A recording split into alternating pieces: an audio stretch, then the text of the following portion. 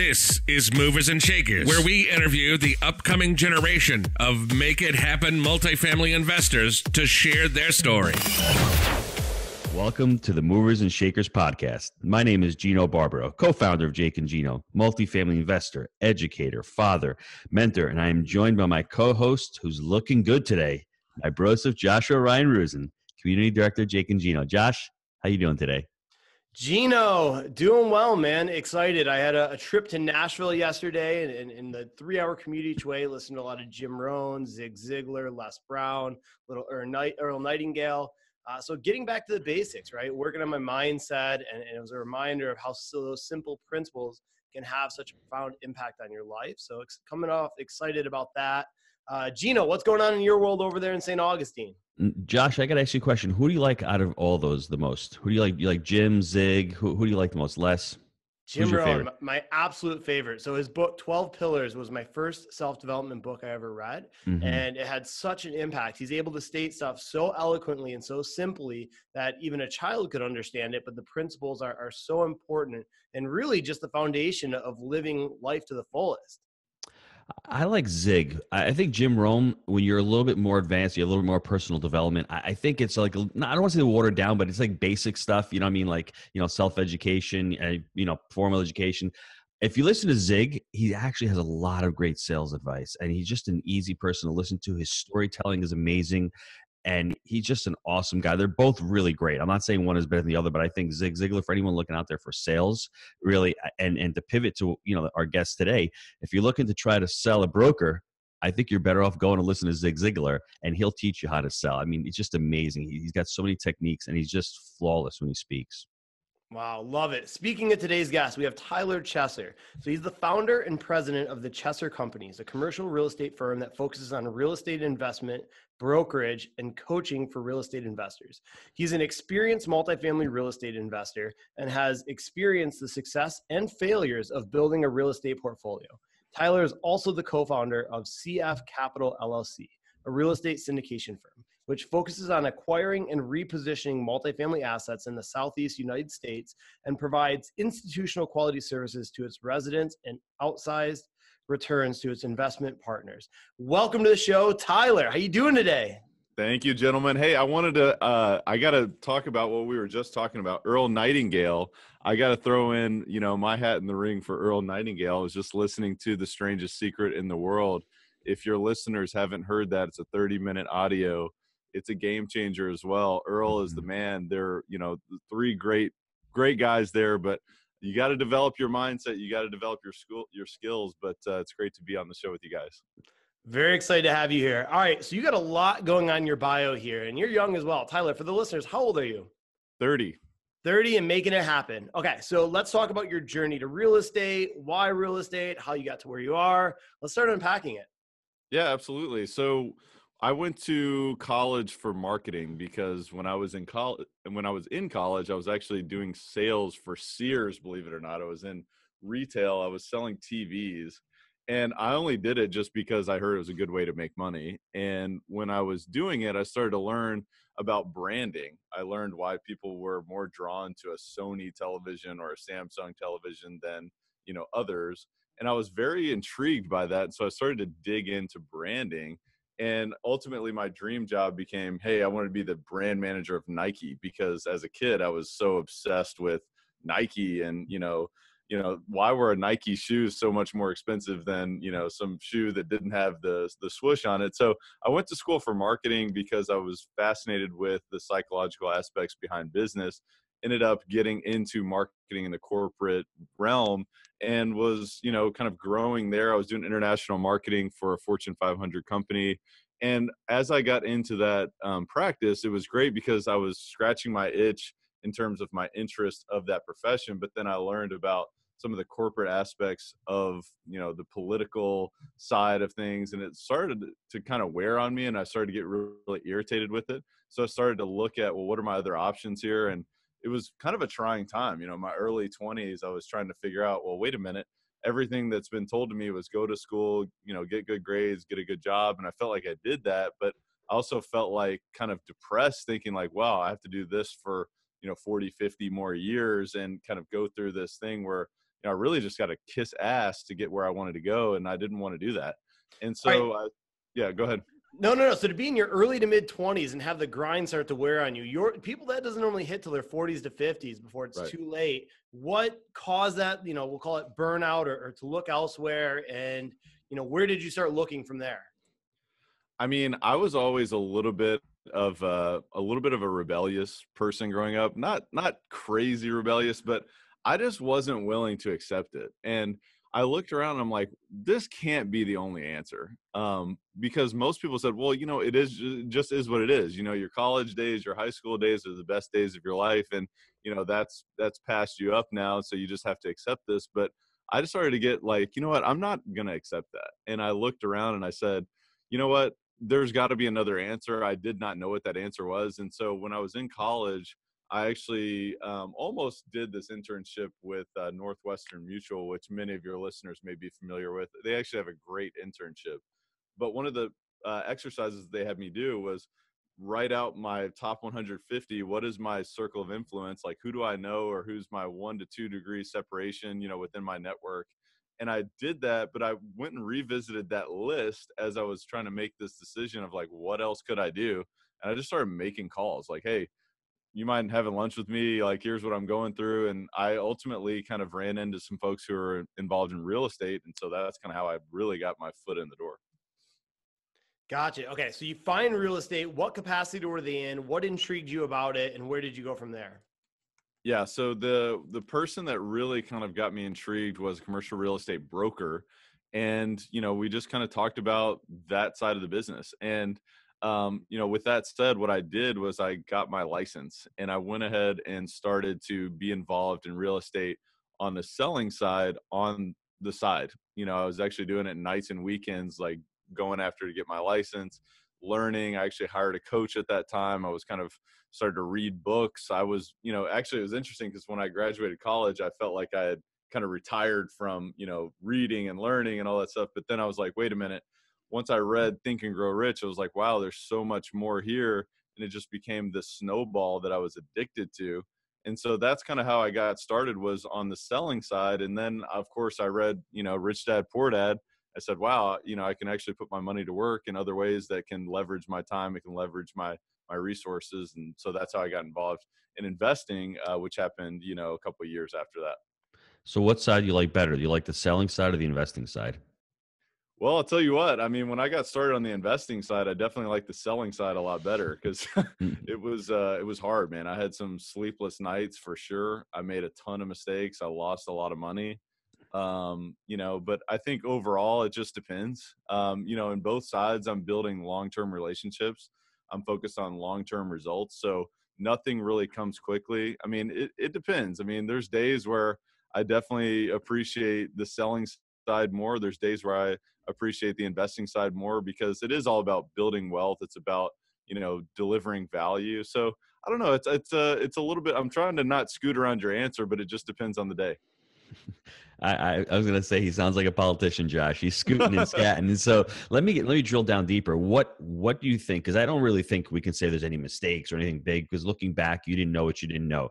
But what could you have avoided as an investor? What could you have done differently? Maybe get educated. Maybe find a mentor. Maybe a different market. Maybe bringing more capital. What could you have done differently back then, a couple of years ago? Well, I definitely didn't have a great team. Like when I went into it, when I learned the Rich Dad Poor Dad thing, I was like, oh my God, I have to invest in real estate. Got to do it. So I was like, I'll just figure it out later. So the first deal I did, my due diligence was lacking significantly. I mean, I had like a single family home inspector, deal. It was a small multifamily deal, but I missed so many things. I undercapitalized my capital expenditure budget tremendously. I didn't realize how many things could go wrong. Like, what are the worst case scenarios to go in? So I probably could have had a mentor. Definitely could have had a better team. I could have had a better manager. I was not a good manager. I'm glad that I had the experience of doing that. But then, looking back, I mean, obviously I had to move into hiring, property management, doing all that good stuff. So I actually failed there too. I mean, I hired a bad property manager. Then I hired another bad property manager. And then finally I got a good one. So I don't know. Those are just a few things. Josh, I got to tell you this story, and I'll share it with you, Tyler. Picture this. I'm out there playing tennis with my daughter. She's now 14 years old. We first go out there. I'm actually not bad. I'm pretty good, but I'm trying to teach her. And how do I hold my forehand? I've been doing it for 30 years. I don't really know. How do I serve? I don't really know. The backhand, I'm not really sure how to teach her, and it's not fun. So I say to myself, I think I should probably spend money and get a coach, get someone to train her hourly. I could watch YouTube videos, right, Josh? But that's just laborious and it's not fun. So what I ended up doing about a year ago, I got her lessons. And fast forward a year later, she's about 60% of my level. It's a lot of fun. She knows exactly how to hit a forehand. She doesn't have any bad habits that I probably would have taught her. So to me, in every aspect of your life, whether it's real estate education, whether it's playing a sport, whether it's, I'll give you another example, Josh. My son is 17 years old. The fear of teaching a kid how to drive, I'm like, I ain't getting in the car with this kid. My daughter's 20, so I've done it with her. I actually got him driving lessons, and his instructor actually told me he can tell a kid who's learned with his parents, and when he comes and learns with him, that he has to teach and unteach them all the bad habits that their parents have taught them. Just because you think you know how to invest in real estate, you know how to drive a car, doesn't mean you're doing it the right way. In any aspect of your life, if you want to dramatically cut your learning curve like Tyler wanted to, or make less mistakes like Tyler did, don't be afraid to go out there and seek somebody who's done it before. Whether it's driving a car, hitting a backhand, I think it'll be more pleasurable. I think you get it a lot quicker, and I think you'll save a ton of mistakes and or time and or money in any endeavor. What do you think about that, Josh? I love it.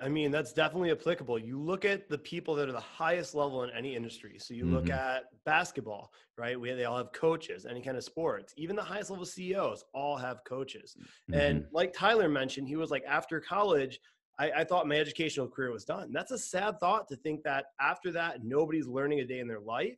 And the most successful are ones that continue to educate, that realize there's next levels. And it's a true principle. So definitely a lot to take from that one. Josh, it's important. Commencement means after your commencement speech or commencement, that's the beginning, not the end. You're commencing your education. That's what I thought college was supposed to be, a stepping stone into life. But nowadays people look at college as a death bell. Once you're done with college, no more learning. So that's really important. It's crazy to me that most people don't ever read a book or pick up a book after college. It's like an astounding percentage. I don't know if you've seen this, but the other thing too that I feel like in the beginning that I didn't do was ask enough questions. I didn't have enough humility to show people that I didn't know everything. I wanted people to think that I was this, deeply experienced investor. And so I wouldn't ask these questions, and then they would be deeply painful, either financially or otherwise, that I couldn't figure out. And so I ultimately had to be humbled by this experience to then say, all right, I don't know everything. And now that I know immensely more than I did then, I don't know. I feel like there's more of an information gap that I've been able to discover. It's like I know what I don't know, and now I'm willing to ask those questions. So I think that's important as well. It's crazy because leaders who become leaders, as they get more experience, they talk less. That's the amazing. Life is so full of ironies, right? In the beginning, you want to show yourself. Those will be exalted will be humbled, and those who are humbled will be exalted, right? It's just so true that in the beginning, you think you know it all, but as you grow and you become a leader, you start talking a lot less. You start taking in information because everyone has something important to say, and if you can decipher, information that's wise from everybody, I think that's truly important. But as you start out, it's so true. And I want to jump into the whole broker experience that you have. But that's important when you're dealing with real estate, when you're negotiating real estate.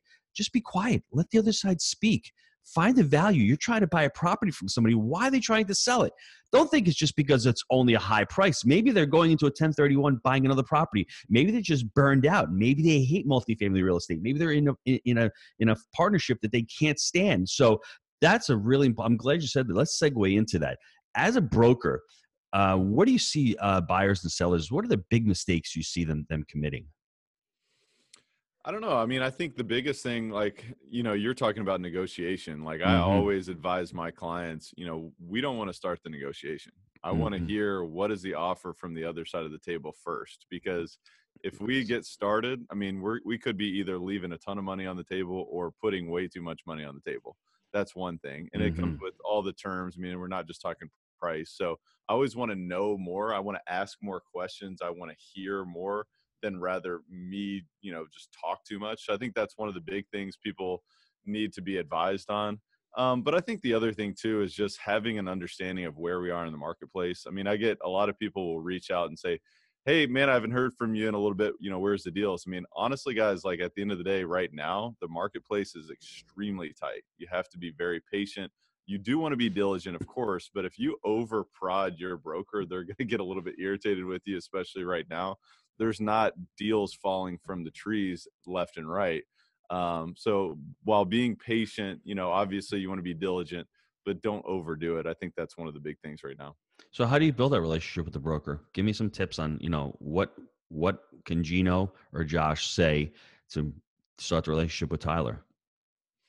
I think just reaching out. I mean, I don't know. I just think just be yourself. Don't have to, create your script and read exactly from your script when you reach out to a broker. Just be yourself. Hey, here's exactly what we're looking to do.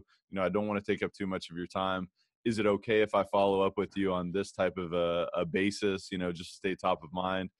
I think asking those type of questions are important and shows that you respect their time. Because most brokers that are doing a lot of business are, they're very tight on time. Everyone is wanting to have a 30-minute call with them, an hour call with them, a meeting, a lunch, a coffee.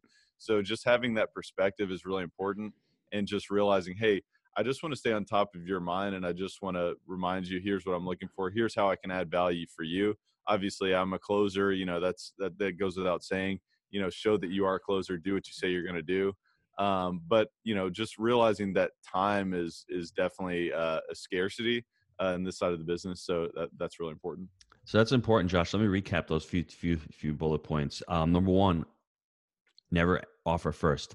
Listen to the offer and ask more questions and be open, and don't suspect that you know what they're looking for, because we all have our own motivations. So creating that value. And that next one is, how do you build that relationship? Be respectful of their time, and don't waste their time. They don't want to go out for a cup of coffee.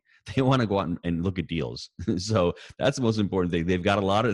Tyler's got enough friends and family members that he can go out to coffee for the rest of his life. If you're going to take him out to a property. Show that you're not a tire kicker. That's really important. Now, what are you looking for in a person like me or Josh? I'm looking for a closer. I'm looking for somebody who gets it done, somebody who's got their team in place, who knows how they want to structure their deal, who's not looking to be babied. They're looking for somebody who can add value to their transaction, somebody who can help them negotiate and get, by far the best deal, who can, have somebody pour gasoline on their fire, somebody who really has got a team behind them. They have a mentor. They have, whether it's experience themselves or partners with experience. I think at the end of the day, it's all about closing, but it is about, making business easy to be done. I always say I like to do business with people who are easy to do business with, because then I can add value. If if we're doing low level stuff, it's very hard for me to add tremendous value. Mm-hmm. You keep saying this key word, team. How does an investor build a good team? I mean, and what team members should you have on that team? Ask questions, ask for referrals. Ask other people that you respect, who would they recommend for certain, parts of your team. And so as far as the team that I would suggest, of course, you need a great property manager who's going to help you with due diligence, of course, managing the asset, operating the asset, helping you with underwriting, due diligence, that kind of stuff. If you're not doing the underwriting yourself, you need to have somebody on your team who is. So, if you're going to be doing bigger deals, you need to, bring in analysts, that kind of stuff. You're definitely going to need legal expertise. You're going to need bookkeeping. You're going to need accounting. It's good to, especially if you're growing a larger portfolio, to have your bookkeeper, your accountant interfacing directly with the operation of the property, because sometimes these property managers on the bookkeeping can be a little bit, there's some left to be desired there. So I think that that's important. But yeah, I think it all comes down to really just managing the asset, and just communicating. If you've got investors as well, you need to have somebody interfacing with them. But legal is really important, property management. Of course, as we've talked about, mentor, coach is super important, whether it's on business strategy, whether it's your own mindset, your peak performance. We always need to be tweaked on our mindset. I mean, I know myself. I mean, there's times where I have an inner voice who's telling me, hey, you can't do this or whatever. And I need that course correction as well. So I think it's really important to realize that, sometimes we can be our own worst enemies if we're not careful. So I would say that that's kind of a general infrastructure of a team that your guys should be looking for. I like that, Josh. Let me just recap that real quick. Number one is the broker, obviously, first and foremost. And we're going to jump into, how to get deals in this market. Number two is legal, really important. See legal as far as maybe if you're doing a syndication, closing attorney, even one who does evictions, because so many different types of attorneys out there. So make sure you have the attorney on your team. The CPA we mentioned, coach, mentor is truly important. If you're not underwriting the deal, make sure you have somebody who's helping you with the underwriting on that deal. Property management is the next one. That's a really key one, that even if you're going to self-manage the property, I would still go out there and speak to property management companies and network with them, because that's one area where you may be able to find deal flow. A property management company may have a property that's not performing well, and they have a seller that you may be able to find one. And also property management companies, when you first go into the market, it's important because they know how to run the market. They know what the expenses are. They know who the vendors are in the market. They have knowledge that you may be able to glean off of them. And obviously the broker. So as the broker here, can you give us some tips on trying to find deals in this tough market? Because we always tell our students, brokers are the key. They're the gateway to properties in this market, because unless you're buying the smaller 20, 30 unit mom and pops, you can use direct mail. Direct mail works on the smaller deals, but on the larger deals, they're a lot more savvy, these sellers, especially now that we're at this part of the market cycle where they know what their assets worth. When we go back into a recession or a recovery phase, direct mail is probably going to be much more prevalent, but right now it's a harder sell right now. So, you have any tips for the listeners on, hey, how can I get some deal flow going? I mean, there's no easy answer to this, because in my opinion and my experiences, it's all about relationships. It's about long-term relationships. And the reason why brokers are the answer in many ways is because they're the ones who are developing the deep, entrenched, real long-term relationships. And otherwise, I mean, that's it. I mean, there's no shortcut to success in this business. So it is all about, how can I add value? How can I show that I'm somebody who's willing to say what I'm going to do, or who's willing to do what I say I'm going to do? And, it's about building those long-term relationships. So you always need to be depositing into those relationships, and don't expect anything directly in return. If it comes quickly, of course, that's great, but just do it and just keep doing it for the long term, and it will work out. Josh, any more long-term questions before we get to the short answers? Yeah, Tyler, I have a question for you. So a lot of people hear the importance of having the right team, but I don't think it really hits like it should. When you started your journey, you mentioned there were some negative ramifications for not having the right team members. Dive into that a little bit. Yeah, for sure. So the first thing, and actually one of the other team members that I failed to mention was contractor. For whatever piece of the project you're looking to do, whether it's a general contractor or a specialist, that's extremely important, just to note. So that's a side note. But the reason why that triggered my memory is the first thing I did incorrectly was I basically underestimated the rehab budget tremendously, as well as didn't realize how quickly it was going to happen. I also didn't realize that the rent roll that I acquired was basically loaded. So I had to go ahead and, get rid of 50% of the non-performing tenants, which was 50% of the entire asset, which was a total disaster. So then I had to go in and rehab these units much quicker than I thought I was going to. I thought I was going to do it, over a few year basis, where it all came within the first 3 months. So I spent a tremendous amount more capital than I thought I would. And, it got way worse before it got better. So that was the first thing. I mean, I just didn't evaluate this on a due diligence. And I didn't have the wisdom to really say, well, what's the worst thing that could happen? You always have to be prepared for that worst case scenario. And I just wasn't. I mean, my head was in the sand. And I'm grateful for the experience, because now I know anytime I go into a deal, the worst case scenario is possible. And if it does happen, what is the contingency plan? So I'm grateful for that experience. Wow, that's a great one. So Tyler, you literally learned from the school of hard knocks, where you're saying if you would have had a mentor or someone to guide you there, you could have avoided some of those mistakes and learned from the school of applied knowledge.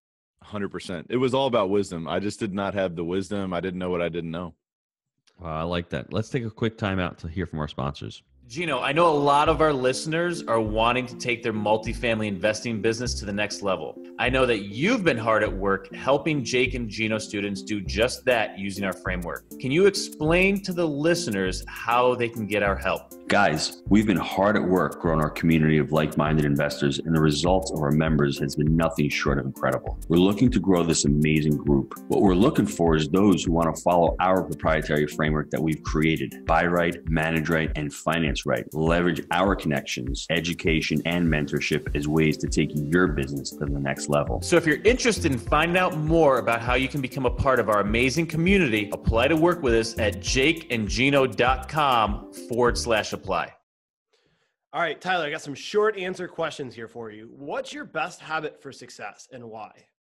I would say my best habit for success is reading, just because every single time I read, I learn something new or I infer something new. And a lot of times it's reading in between the lines. It's not necessarily, what I get directly from the knowledge, but it causes me to think and, go in different directions. So reading for me has been huge. Next question is a great segue into that. What's your favorite book you've ever read and why? Think and Grow Rich, Napoleon Hill for sure, because that was the catalyst. It pushed me in so many directions. I've said this on my podcast, but when I read that book at first, like my eyes were crossed. I had no idea what it was talking about. Didn't know what auto-suggestion was, had no clue about the subconscious mind. So I was so intrigued by that, and it just pushed me in the direction to just read constantly. And I read it every single year. I just read it again this month. So Think and Grow Rich for sure. I love that. When I first hired a leadership coach, he had me reread the chapter on desire every single morning. I think I did it for like 2 or 3 months. So it's Wow. ingrained in my brain. Guys, this show has been filled with some golden nuggets. I want to dive into a few, and I know Gino and Tyler are going to add to it. The first one is when dealing with brokers, respect their time. It's a limited resource, and busy people have to be very efficient with it. The next one is say what you're going to do and do what you say, right? That's how you build trust. You build credibility by taking those steps. Another big takeaway was ask more questions and talk less. That's what you find most people that are really experienced do is they aim to understand, learn the problem they're trying to solve rather than just throw it all out there. Another one is there's 2 ways to really go do this. The school of hard knocks, and you can kind of bumble your way through and take your lumps, or finding someone that has the results that you want, building the right team and learning from the school of applied knowledge. Gino, what do you have to add to that?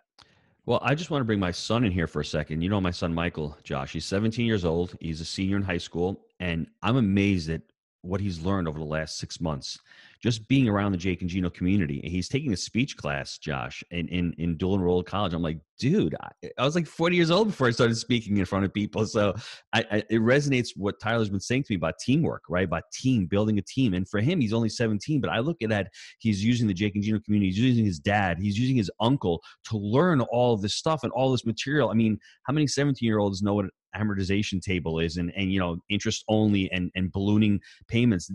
Most adults don't know that. And it's not like he's any smarter or not. He just has been subjected, and he's been listening to me talk about it for the last year and a half. He's been coming to our boot camps and listening to it. And it might be hard in the beginning, but sooner or later, having that team around you, having those people around you influencing you is going to be really important. And I think that's one thing that I think Tyler talks about, adding value and surrounding yourself with like-minded people and people who you want to be around, which is important.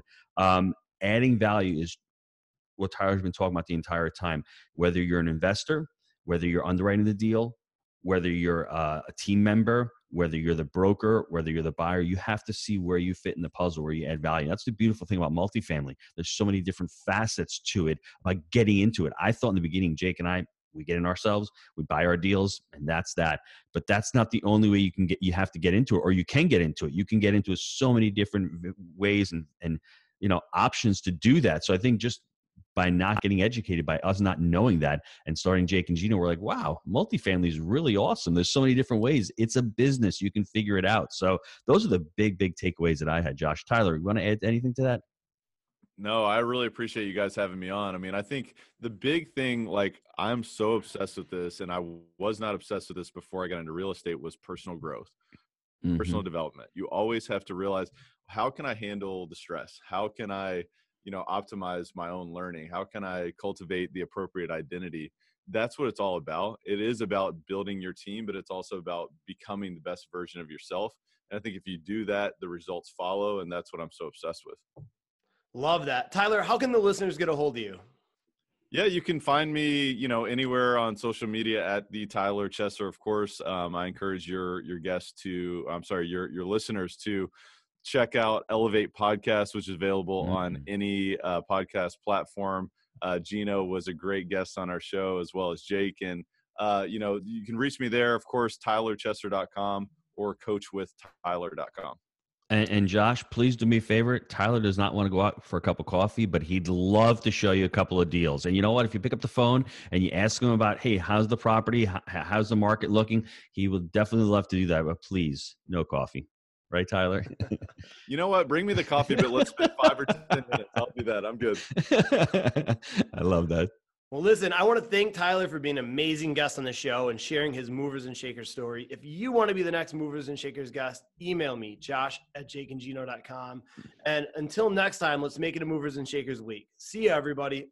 Thanks, Tyler. Thanks, guys.